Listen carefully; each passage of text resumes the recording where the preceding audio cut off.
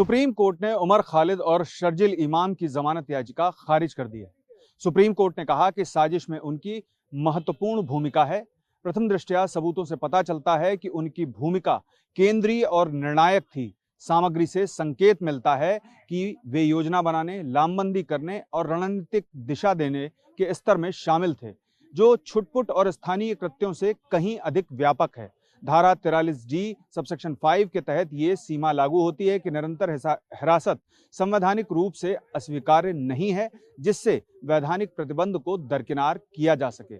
शर्जिल और उमर 1 साल तक ट्रायल न पूरा होने पर ही जमानत की याचिका अब आगे दाखिल कर सकते हैं। सुप्रीम कोर्ट ने कहा कि न्यायालय ने जानबूझकर सामूहिक या एकीकृत दृष्टिकोण अपनाने से इस मामले में परहेज किया है। न्यायालय इस बात से संतुष्ट है कि अभियोजन पक्ष की सामग्री से अपीलकर्ताओं यानी उमर खालिद और शर्जिल इमाम के विरुद्ध प्रथम दृष्टया आरोप सिद्ध होते हैं। इन अपीलकर्ताओं के संबंध में वैधानिक सीमा लागू होती है। कार्यवाही के इस चरण में उन्हें जमानत पर रिहा करना उचित नहीं होगा। सुप्रीम कोर्ट ने गुलफिशा फातिमा, मिरान हैदर, शिफा उर रहमान, सलीम और शादाब को जमानत प्रदान कर दी। जमानत पर 12 कड़ी शर्तें लगाई गई हैं, जो ट्रायल कोर्ट या निचली अदालत की ओर से तय की जाएंगी। अब इस मामले में मैं आपको बताता हूं कि गुलफिशा समेत जो 5 आरोपियों को जमानत दी गई है और उमर खालिद की जमानत और शर्जिल की जो जमानत खारिज की गई है, उसके पीछे की क्या वजह है। दरअसल शर्जिल इमाम और उमर खालिद इस मामले में मुख्य साजिशकर्ता हैं, जबकि 5 अन्य आरोपी जिन्हें जमानत मिली है वो इस मामले में सह भूमिका में हैं, यानी कि सह आरोपी हैं।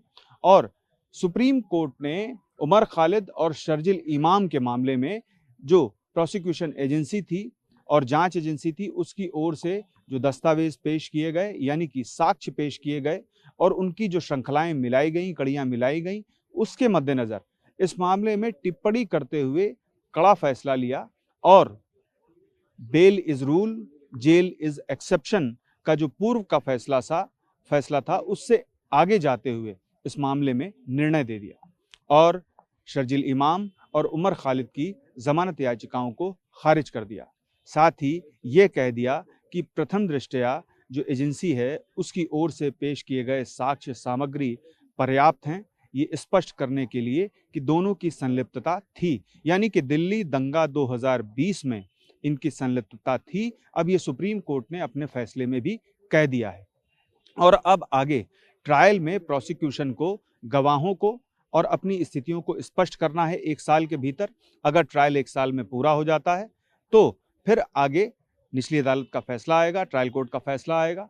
अन्यथा फिर से एक बार उमर खालिद और शर्जिल इमाम को मौका मिलेगा जमानत याचिकाएं दाखिल करने का, लेकिन 1 साल के दौर में वो निचली अदालत, हाई कोर्ट या सुप्रीम कोर्ट में भी जमानत याचिका नहीं दाखिल कर सकते हैं। हालांकि मौजूदा जो फैसला है उसके खिलाफ रिव्यू पिटीशन शर्जिल और उमर की ओर से दाखिल की जा सकती है और देखना ये होगा कि उनका अगला कदम क्या होगा, क्योंकि दोनों 5 साल से भी ज्यादा समय से जेल में बंद हैं। दिल्ली दंगा मामले में सुप्रीम कोर्ट ने शर्जिल इमाम और उमर खालिद की जमानत याचिकाओं को खारिज कर दिया, लेकिन 5 अन्य जो आरोपी इस मामले में हैं, सह आरोपी उन्हें कहा जाता है, और उनको जमानत सुप्रीम कोर्ट ने कंडीशंस के साथ प्रदान कर दी है।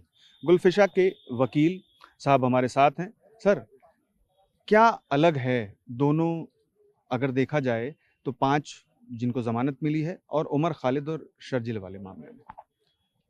कोर्ट ने ये कहा है कि हम सिर्फ जा रहे हैं एलिगेशंस के बिना पे। हम ये नहीं कह रहे क्योंकि किसी ने जुर्म किया है या नहीं किया है। उस बिना पे उन्होंने कहा है क्योंकि 2 के खिलाफ एलिगेशन ज़्यादा हैं, ज़्यादा सीरियस हैं, तो उनको दिया गया है 1 साल पुलिस और प्रोसिक्यूशन को कि इनके खिलाफ जो सबूत हैं, इंपॉर्टेंट विटनेसेस हैं, उनको कोर्ट के सामने लाके एग्जामिन कर लिया जाए 1 साल के अंदर। All these what are called protected witnesses.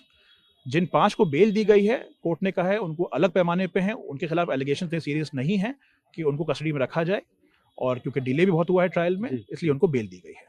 Sarim साहब, एक बहुत अहम बात है जो सुप्रीम कोर्ट ने अपने फैसले में देते हुए, जमानत खारिज करते हुए उमर खालिद और शर्जिल के मामले में ये कह दी कि जो दस्तावेज थे, जो तथ्य थे, जो साक्ष्य थे, वो ये प्रथम दृष्टया स्पष्ट करते हैं कि इस मामले में उनकी संलिप्तता है।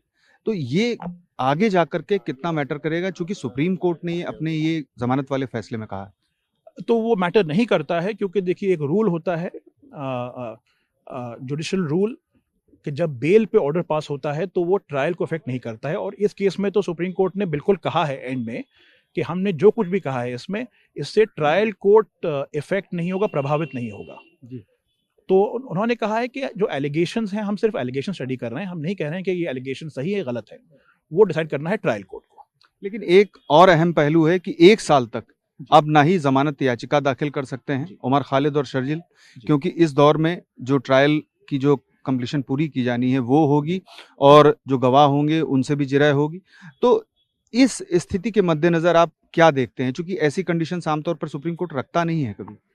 जी, तो ये इसलिए रखा गया है क्योंकि डिले एक फैक्टर है जो सुप्रीम कोर्ट ने माना है, और सुप्रीम कोर्ट मेरे ख्याल से ये नहीं चाहते थे कि पुलिस सालों साल लगा दे। उन्होंने ये नहीं कहा कि ट्रायल खत्म होना है, ट्रायल में तो कुछ 850 विटनेसेस हैं। उन्होंने कहा है जो अहम प्रोटेक्टेड विटनेसेस जो हैं उनको कर लिया जाए। उन्होंने ये भी कहा है कि अगर ये विटनेसेस 12 महीने के पहले अगर खत्म हो जाएं तो ये लोग फौरन उसके बाद बिल के लिए अप्लाई कर सकते हैं। मतलब सुप्रीम कोर्ट ने ये पुलिस और प्रोसिक्यूशन को डायरेक्शन दिया है कि आप जल्दी से जल्दी केस चलाइए। नहीं, चूंकि 5 साल से ज्यादा हो चुके हैं और 1 साल का और लंबा वक्त सुप्रीम कोर्ट ने दे दिया है प्रोसिक्यूशन को, तो इस स्थिति के मद्देनजर चूंकि जेल में रखा जाना, चूंकि सुप्रीम कोर्ट के खुद अपने फैसले हैं और उससे इतर जाकर के सुप्रीम कोर्ट ने यूएपी की जो धारा है 43 उसको ध्यान में रखते हुए इस मामले पर ये 1 साल का जो एक पीरियड है वो प्रोसिक्यूशन को दे दिया है। तो इस स्थिति के मद्देनजर मैं पूछ रहा हूँ।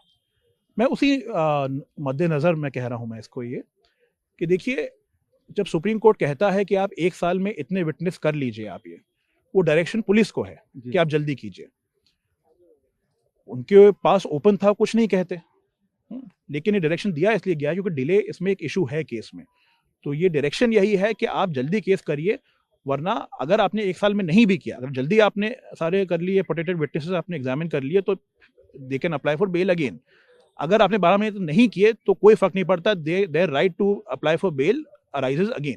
तो ये कहा है सुप्रीम कोर्ट ने। चूंकि गुलशिफा के आप वकील हैं और उनको जमानत मिल गई है कंडीशंस के साथ में, तो उनका मामला, चूंकि वो सह आरोपी हैं और इस मामले में मुख्य आरोपी शर्जिल और उमर हैं, तो उनकी स्थितियां जाहिर सी बात है कि अलग हैं। लेकिन इस मामले में कहीं ना कहीं सुप्रीम कोर्ट ने सख्ती दिखाई है इस आदेश में।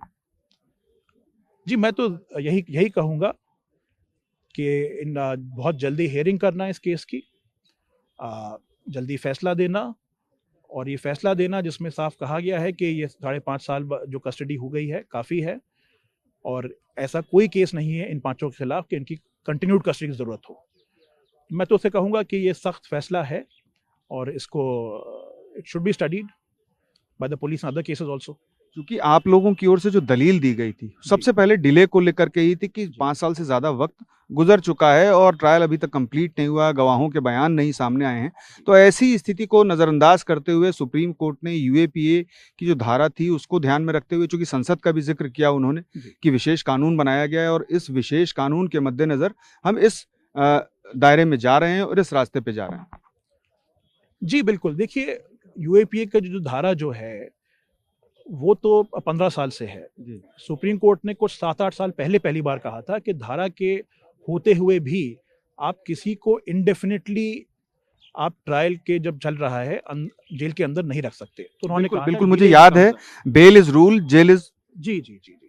तो यूएपी में उन्होंने कहा था कि वैसे बेल पे मनाही है लेकिन तब भी आप डिले नहीं कर सकते। तो उसी लाइन ऑफ जजमेंट्स में ये आगे बढ़े हैं ये आज सुप्रीम कोर्ट।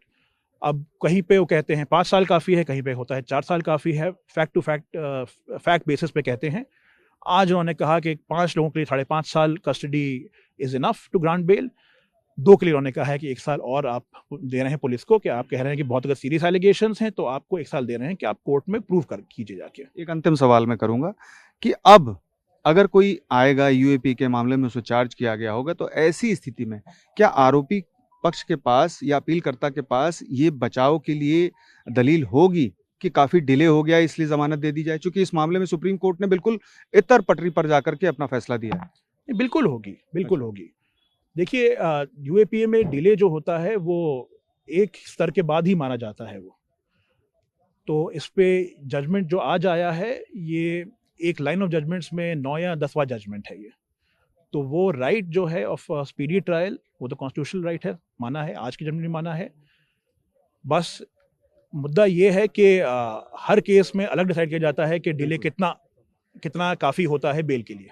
कंडीशंस जो रखी गई हैं गुलशिफा और अन्य जिनको जमानत मिली है वो क्या हैं, अगर उस पर प्रकाश डाल सकें? अभी वो हमें बताई नहीं गई हैं, जब जजमेंट अपलोड होगा तब हमें बताई जाएंगी। ओपन कोर्ट में वो रीड आउट नहीं हुई थी। हमसे बात करने के लिए बहुत बहुत शुक्रिया। तो आपने सुना कि किस तरीके से इस मामले में सुप्रीम कोर्ट ने कड़ा रुख अपनाया है और 5 आरोपियों को, सह आरोपियों को जमानत प्रदान कर दी है।